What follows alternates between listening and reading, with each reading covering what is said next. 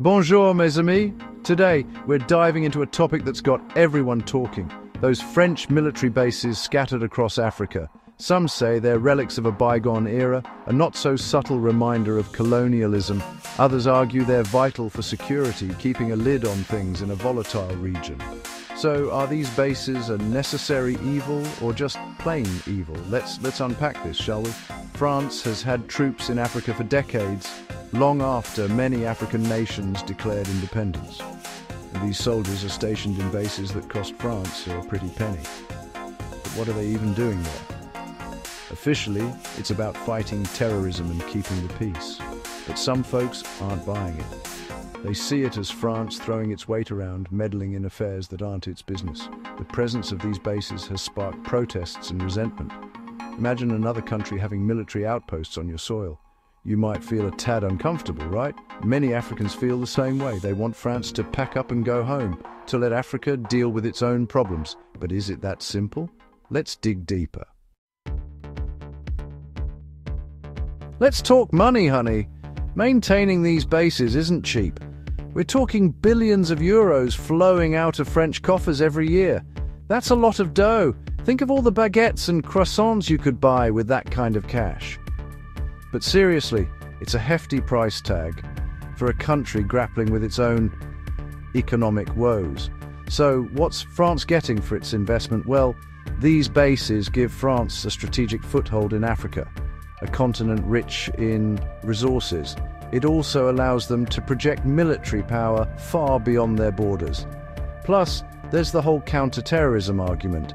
France claims its troops are helping combat extremist groups in the Sahel region, a hotbed of instability. Now, some argue that this money could be better spent elsewhere.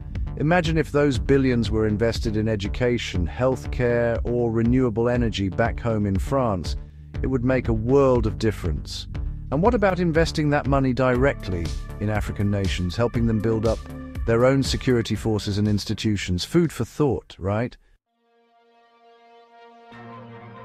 Let's play devil's advocate for a moment. What would happen if France decided to shut down these bases and bring its troops home? Well, on the plus side, it would save France a boatload of money. That's a no-brainer. It could also ease tensions with African nations who might see it as a sign of respect and a step away from colonial legacies. But hold your horses. There are potential downsides too. France could lose its influence in Africa, both politically and economically. And what about the security vacuum left behind? Would those fragile nations be able to keep a lid on extremism and instability? Without French support, it's a gamble for sure. Some experts warn that a French withdrawal could lead to chaos and bloodshed. Others argue that it's the perfect opportunity for African nations to step up, to take charge of their own destiny. It's a complex issue with no easy answers. Here's the thing, the relationship between France and Africa doesn't have to be all about military might. What if they hit the reset button and focused on building a more equal and mutually beneficial partnership? Imagine that.